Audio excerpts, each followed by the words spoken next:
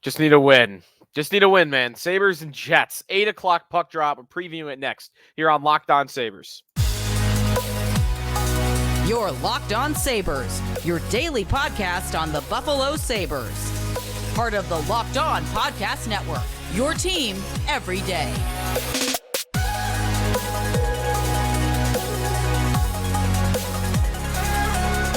And thanks for making Locked On Sabres your first listen every day. We are free and available wherever you get your podcasts. Part of the Locked On Podcast Network, your team every day. We got a game to preview today on the show, and it is a needed win by the Sabres as they fall a little bit behind in the standings. There's some good news in the standings. The East stinks. That's the story through the first month of the year. The East kind of stinks after the first few great teams. So the Sabres are hanging around, but they got some teams to climb over, and no better place to start doing that. And Friday night at the Winnipeg Jets, the first of a 3-game road trip where the Sabres will go at Winnipeg, then at Chicago. Then they will probably fly home to Buffalo before going back to Washington for Thanksgiving Eve in D.C. against the Capitals, which is funny. I just saw today, first time since 2009 that the Sabres are not home the night before Thanksgiving. They love having that game at home. This is the first time in 14 years that they will not have that game at home. So, first of a 3-game road trip on the way here on Friday night. Again, 8 o'clock puck drop as it is Central Time Zone in Winnipeg. If you're showing up to the TV at 7 to watch the game, you are going to be an hour early.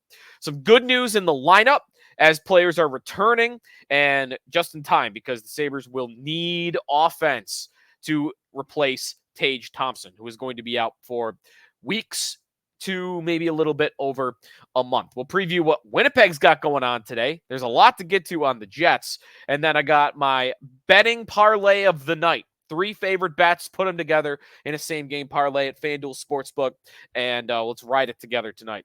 Let's start, though, with some of the updates on what the Sabres lineup will look like in Winnipeg. And again, as I mentioned, they're getting some bodies back, which is good. And we'll start with the forward group, what the Sabres will have to offer tonight. Replacing Tage Thompson features Alex Tuch returning to the lineup. He'll be playing on line 1 with Jeff Skinner on the other wing, and in the middle, little surprise.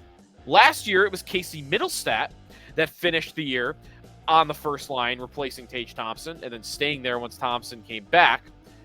This time it's going to be Dylan Cozens. Dylan Cozens centering Alex Tuch and Jeff Skinner on line 1, which means Casey Mittelstadt will center line number 2. Ice time probably will come out about even, would be my prediction, between the two lines. You got more of a 1A, 1B center position rather than a natural 1-2 when you have Thompson out there.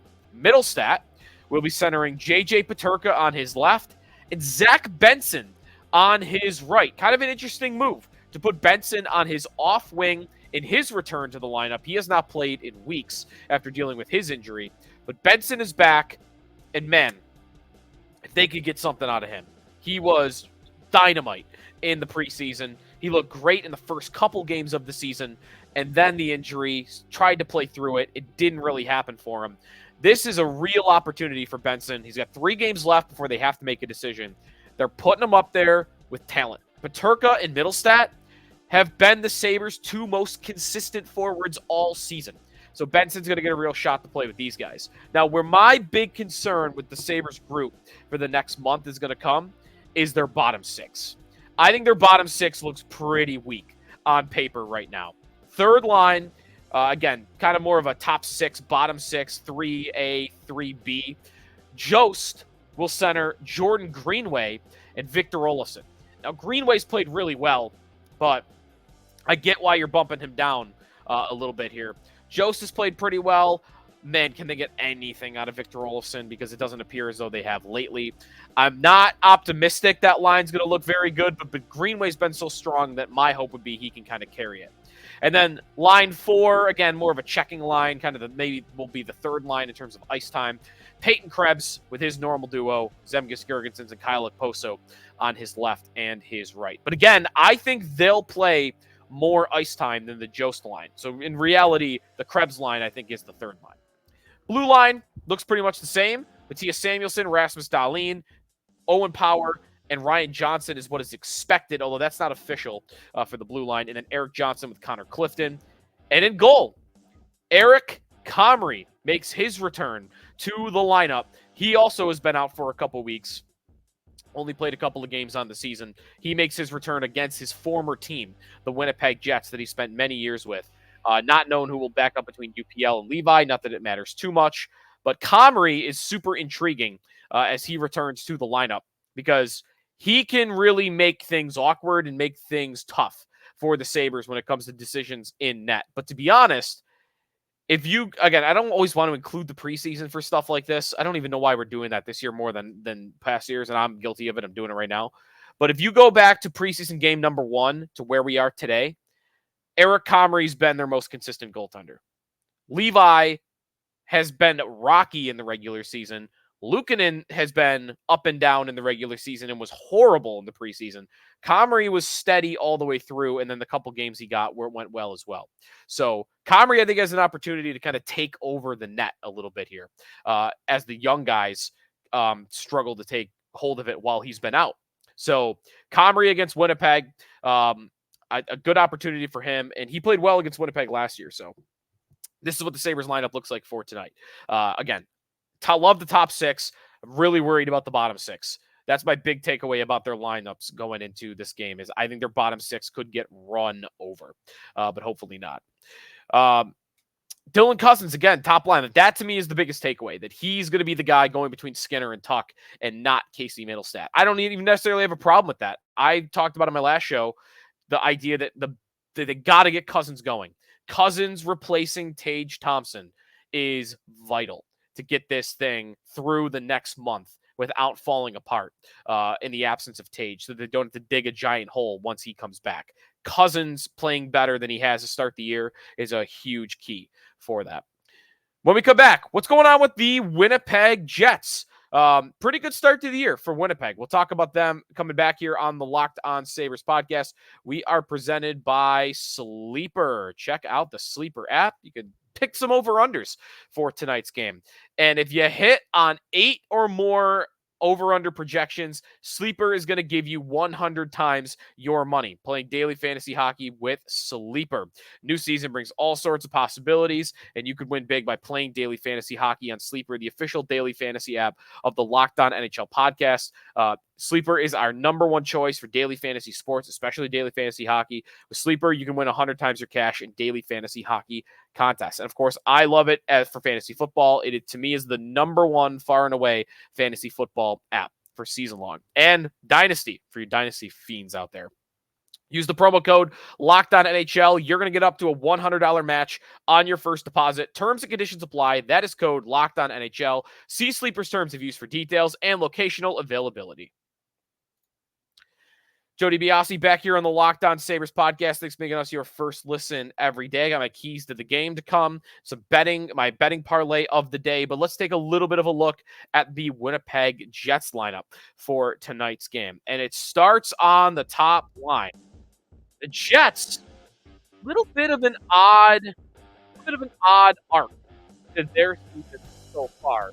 When you think of the Winnipeg Jets, think of a very defensive-minded that is going to lock things down offensively and not take a lot of chances offensively. They're 12th in goals this year at 5-on-5. That's a little bit better than they typically have been. And Connor Hellebuyck has actually not been saving their bacon. He's been fine. They signed him to a massive 8-year extension in the offseason. Hellebuyck ranks 41st in goals saved above expected so far this season. His numbers in 12 starts, he is 7-4-1, but an .894 save percentage is where you're at with Hellebuyck, averaging almost exactly 3 goals per game given up. So, he's a great goaltender. He's one of the best in the world, but he's not off to a hot start, so he is gettable for the Sabres in this game. The guy that has been saving their bacon and carrying them through is Kyle Connor. Kyle Connor has got to get some more respect from fans in this league. A lot of it, I think, is that he plays in Winnipeg, small market. They're never on national TV. He also wasn't a superstar at the beginning of his career. He was a great player, but the stardom is really just come in the last couple of years. Connor has always been a 30-goal scorer. Every year of his career, every full season of his career, he's scored 30 goals or been on a 30-goal pace. In fact, I mean, look at it. 222 goals in 481 games. That's almost it's a little bit below a 40-goal pace for his career. Now, this year, Connor is tied for the NHL lead in goals with 13. Tied with the likes of Austin Matthews, Brock Besser, and how about Sam Reinhart, by the way, with 13. Sam Reinhart is tied for the NHL lead in goals this season as well. So Connor, we'll get to a little bit more on him in a moment, but he is on the top line with Mark Scheifele and Buffalo native Alex Iafolo, who has found his way to Winnipeg. Second line, Vladislav Nemestikov, Nikolai Ehlers, who is still on Winnipeg. It feels like he's been on the trade deadline for 8 years. And Cole Perfetti, nice young player there. Adam Lowry, Mason Appleton, Nino Niederreiter on the third line. David Gustafsson, Axel Johnson-Falvey, who used to be on the Sabres. Maybe got one game in when he was here. And Morgan Barron is line 4. I like their forwards. I think they're deeper now than the Sabres are. I think the Sabres top 6. Maybe their second line I have more confidence in, but that third line for Winnipeg I think could really be a problem for the Sabres' third line. Defense pairings, Josh Morrissey, who has really developed into a true number 1 defenseman in the NHL. He's on the top pair with Dylan DeMello, a nice player. Brendan Dillon and Neil Pionk on the second pair. Dylan Sandberg, Logan Stanley. Among Winnipeg's problem over the years has been their lack of blue line. This is not a star-studded blue line, but it's a nice, solid defense core. And then in goal, of course, Connor Hellebuck and Laurent Brossoit. Let me double check. When I started recording here, we did not know who the Winnipeg starting goaltender would be, and it is confirmed. Connor Hellebuck will be the Winnipeg starting goaltender in this one.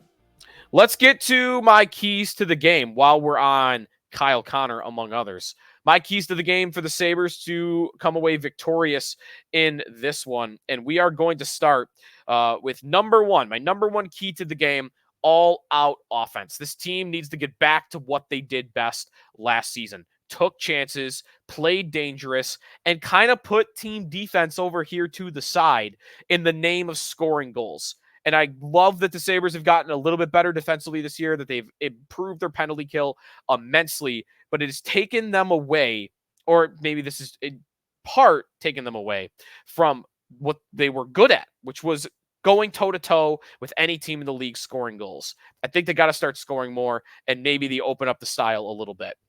Scoring first, of course, huge for that. Number 2, Dylan Cozens. I talked a little about Cozens a little bit earlier, but key to the game, number 2, Cozens on the top line with Skinner and Tuck looking like himself. Because I don't really think he's looked like himself all year. He's battled injuries. He's been on different lines a million times, played different positions, wing versus center. He's been all around the lineup. He hasn't really gotten settled, but I think this is an opportunity for him to do that between 2 of the Sabres' best wingers, the 2 best Sabres wingers. He's got to get going here to replace Tage. And then key number 3, as I just talked about with Kyle Connor, keep a lid on Kyle Connor. He is a super dangerous player. He is an elite goal scorer in the National Hockey League. 13 goals in 15 games so far this year, and he generates shots and chances. He already has 67 shots on the season in just 15 games, an insane number, and he's at a career-high 19% shooting percentage. So whether that's the power play, not letting him get one-timers, not letting him walk down on Eric Comrie one-on-one, get in the lane. If it comes down to it and it's a 2-on-1, don't even give him the shot. Make him pass it. Make somebody else on the Winnipeg Jets score other than Kyle Connor, because what he's proving right now is he'll do it. He'll just go ahead and score. All right, keys to the game. When we come back, my parlay of the day, and we look at some of the betting odds here in the Locked On Sabres podcast for Sabres and Jets coming your way 8 o'clock on Friday night. We are presented on the Locked On Sabres podcast by Jace Medical. Just learned you can get a 1-year supply of medications. You realize what that means? Bring on extended travel, bring on the next supply chain issue. I want to chat about something a little bit more personal today. Go to online at chasemedical.com. Receive your 12-month supply on your daily medication. Remember, when you do, use the promo code LOCKEDON at checkout for a discount as well. Verified customer had this to say about Jace. Quote, "I am thankful for the service. Supply chain issues caused me to cut pills in half to have it. I ordered most of my daily meds with a year supply. I also ordered antibiotic kits. I feel secure now. Prices are lower than local pharmacies. I highly recommend this for everybody. If you or someone you love would get some peace of mind by having a year supply of any daily med, go to jacemedical.com, see if it's offered for you. Remember to use the promo code LOCKEDON. You'll get $20 off your purchase at jacemedical.com. So you get Joe DiBiase back here on the Locked On Sabres podcast. Thanks for making us your first listen every day. Betting preview for tonight's game between the Buffalo Sabres and the Winnipeg Jets. Go through the odds, and then I've got my parlay for you on today's show. Let's start with what the Sabres are on the money line. They are an underdog at Winnipeg, an 8-5-2 team. Not the biggest surprise. The Sabres are a pretty sizable underdog by hockey standards, though. On the money line, they are plus 152. For you non-bettors, betting 100 would win you 152 if the Sabres won. The Winnipeg Jets, minus 184. You'd have to bet 184 to win 100. So big favorite in this game for Winnipeg. The over-under at 6.5. The over is minus 118. The under is minus 104. So almost right down the middle there. You're not getting plus money on either side. Also, my parlay of the day. 3-leg parlay. Ride or die. Let's do it. I love this. I missed it the other day, but 1 for 2 or 0 for 2 so far. It's all right. If you get one of every 3-leg parlays, then you're ahead. Start with parlay leg number 1. I'm going to go under 6.5 goals in this game. The Sabres are playing a more defensive style. I had as my key to open it up, but I don't know how confident I'm going to do that, especially that they're going to do that, especially with Tage Thompson out of the lineup. Comrie back in. Comrie's been good. And I think Comrie is going to play a really solid game and be a little bit, have a little bit of a higher floor than some of the performances that Levi and Luukkonen have given the Sabres so far this year. So I got under 6.5. Winnipeg pretty good defensively as well. Next, I'm going to go Winnipeg to win the first period. So Winnipeg minus half a goal to win the first period. The Sabres just stink in first periods. They get off to slow starts all the time. So, all right, I'm going Winnipeg. I'm going to bet on what's been happening to continue, and the odds haven't changed for it. Winnipeg is plus 140 to win the first period outright. So that's leg number 2. And then leg number 3, to make this a long shot. I always love to make it a long shot because you get a huge payout if you do. Let's go Peyton Krebs to score a goal and to score his first goal of his season tonight. Plus 600 for Krebs to score tonight. And here's why I'm going to go with it. A little bit of a gut feeling, but more power play time is available with Tage Thompson out of the lineup. Now, I don't know necessarily that Krebs is going to go to the top unit. That doesn't make a lot of sense, but I do think he's going to go to the second unit. You might see more of a well-balanced line ice time between the two units because of no Tage. So power play opportunities becoming available. Everybody gets to step up a little bit. I think Krebs could get you there. And then he's going back to Winnipeg where he played his junior hockey. I'm fired up. Probably got some family in the crowd. I don't know that. I'm kind of guessing at it. And with Thompson out, 5-on-5 is another part of this. Krebs centering Okposo Girgensons, I do believe that line is going to get more work because Thompson is not in the lineup. I just don't think Don Granato has shown any confidence in the likes of Victor Olofsson and, to a lesser extent, Tyson Jost. I think if this game gets close and this game gets late, he's going to, of course, play his top 2 lines. And Granato this year more so has started to lean away from one line. He'll bench a line in the third period if it's close. And if that happens in this game, I think the Krebs line is not going to be the line he benches. I think it's going to be the Jost line. And if that happens, you're going to have a 3-line rotation. That's more ice time for Peyton Krebs with Girgensons and Okposo. So I'm going to go with Peyton Krebs anytime goal scorer because honestly, of the Sabres you could bet to score in this game, again, I'm not saying it's likely, but with the odds, I love it because he actually is the lowest odds to score of any Buffalo Sabres forward in this game. And I know he doesn't score this year. Probably makes sense for that. But he's below Girgensons and Okposo, who are at plus 500. I mean, I like Krebs in this game to score a goal, given, again, 60-1 odds. So what are you looking at? 6-1 odds, excuse me, not 60-1. What are we looking at for a combined? Krebs to score, under 6.5 goals, and Winnipeg to win the first period, plus 5,900. So if you were betting $10 on this, you would win $590. If you were betting $100 on this, you would be winning 5,900. Those are the odds you're looking at. That's my parlay of the day for Sabres and Jets, presented by FanDuel Sportsbook. All right. So for us today here on the Locked On Sabres podcast, thanks everybody for tuning in to today's show. Enjoy the game. 8 o'clock puck drop. Remember, don't be early. And we'll chat about it this weekend. Gotta get that in before the Bills play the Jets. Got all Jets weekend here for Buffalo Sports. Enjoy the game. Thanks for listening to the Locked On Sabres podcast, part of the Locked On Podcast Network, your team every day.